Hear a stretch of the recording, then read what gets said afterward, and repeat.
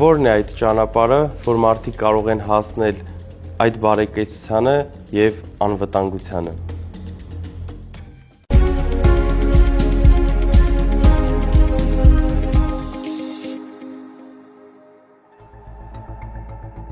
Պարոն Կարապետյան, բարև ձեզ։ Բարև Ալեք ջան։ Ինչպե՞ս եք։ Շատ լավ, դու ինչպե՞ս ես։ Միշտ ուժեղ։ Պարոն Կարապետյան, քանի որ փոփոխության թիվը 3-ն է,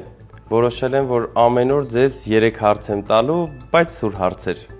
Համաձայն եք։ Համաձայն եմ։ Շնորհակալ եմ շատ։ Պարոն Կարապետյան, ինչպես է գնահատում Եվրոպական քաղաքական համայնքի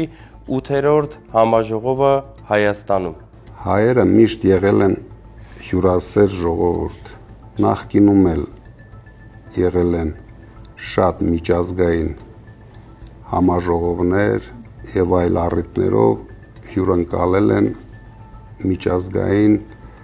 խոշոր կազմակերպությունների, շատ երկրների ղեկավարների, բայց ինձ անհանգստացնում է, որ այս համաժողովը նվիրված է փոքրիկ խմբակին, որը ընդամենը 1 ամսվա կյանք ունի իշխանավարելու մեր բարեկամ երկրներից պաշտպանելու համար։ Նախընտրական 1 նկար ստանալու համար ես անհանգստություն ունեմ, որ խարխլվելու է տարածաշրջանային բալանսը եւ մեր ժողովուրդը կարող է դրա համար վճարել։ Նույնպես անհանգստություն ունեմ, որ դա կարող է բացել 300,000 ադրբեջանցիների մուտքը Հայաստան։ Պարոն Կարապետյան, երեկ մենք այց ունեցանք Գյումրի եւ մեր հայրենակիցներին շատ անհանգստացնող հարցեր կան եւ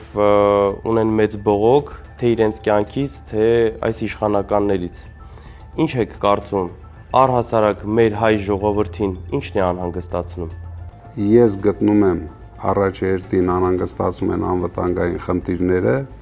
եւ իրենց կյանքի բարեկեցությունը։ Իսկ ինձ անհանգստացնում է երկրի աղքատության մակարդակը եւ դրանք հաղթահարելու ճանապարհները, որոնք մենք ցույց ենք տվել։ Երրորդ վերջին հարցս. Որն է այդ ճանապարհը, որ մարդիկ կարող են հասնել այդ բարեկեցությանը եւ անվտանգությանը։ Համար 3։ Այո։ Շնորհակալ եմ շատ, պարոն Կարապետյան։ Ես էլ եմ շնորհակալ։ Ձեզ լավ օր։